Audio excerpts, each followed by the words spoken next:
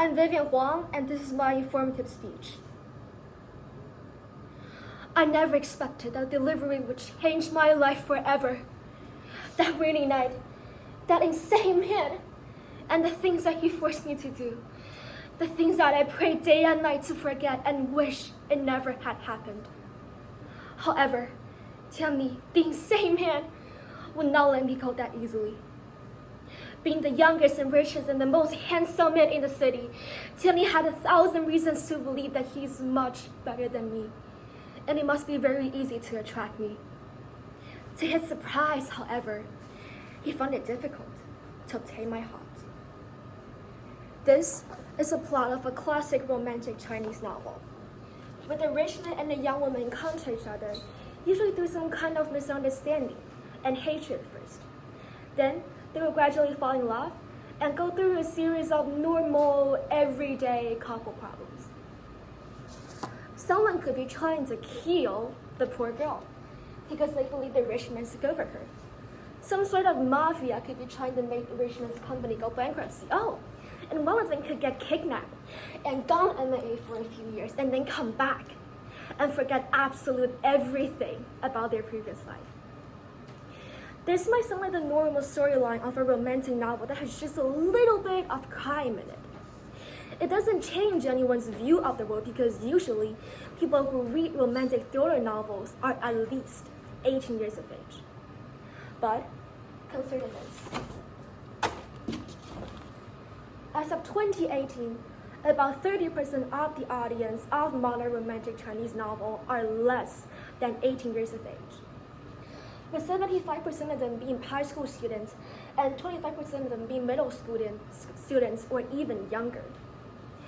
Why does this happen? Why is it that Chinese students who don't even have a sense about what marriage and relationship are grew addicted to this kind of novel?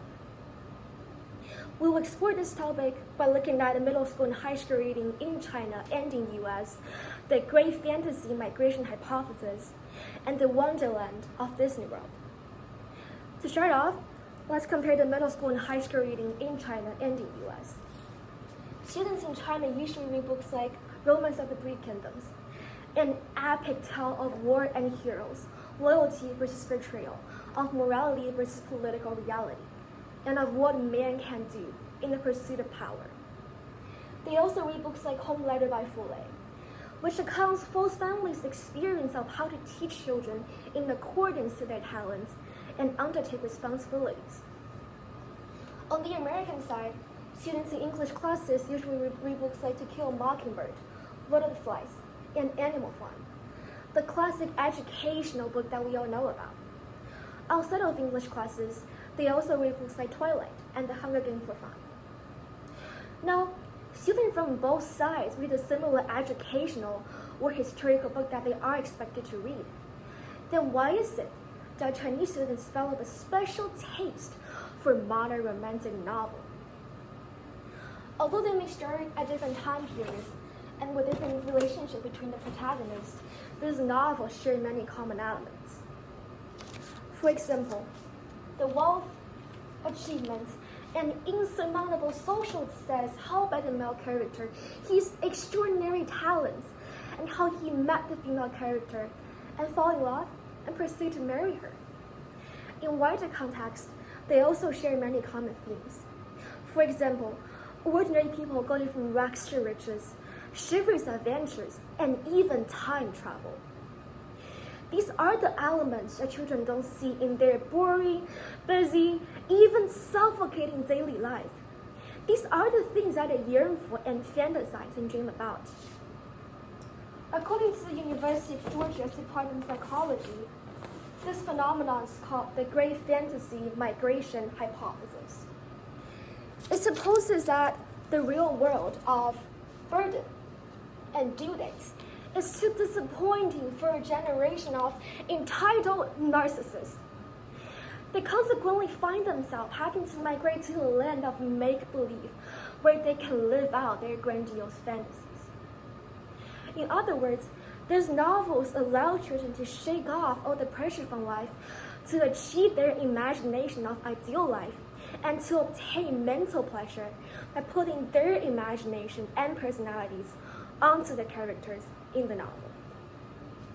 To look at the second reason why these novels are especially attracted to children, let's look at its setting. A young, piquant, which means hot and spicy, wealthy and famous man, falling just for you.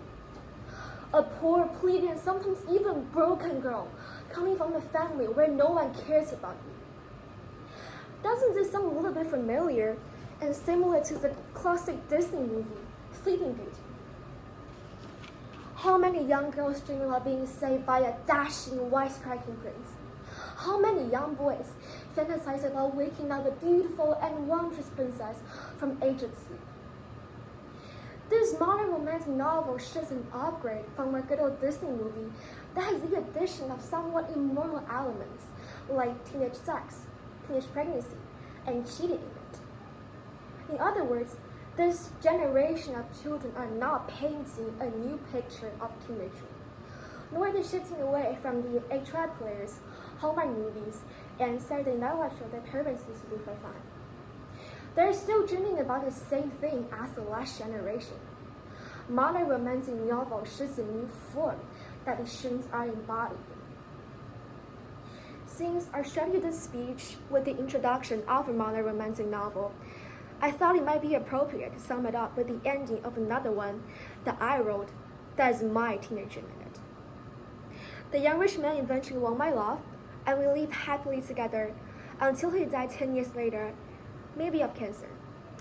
I inherited all of his fortune and started a relationship consultant business to help young women, even young men, who are in the same situation and are as hopeless and panicked as I once was. Then, my business grew so successful that I was requested by my fan to write a handbook on how to get married with a rich man. This book was so successful that it was translated into 47 languages, sold in 76 countries, one more than that of Harry Potter, and stayed on Amazon's top bestseller list for 108 weeks straight. And that is my teenage dream. Thank you.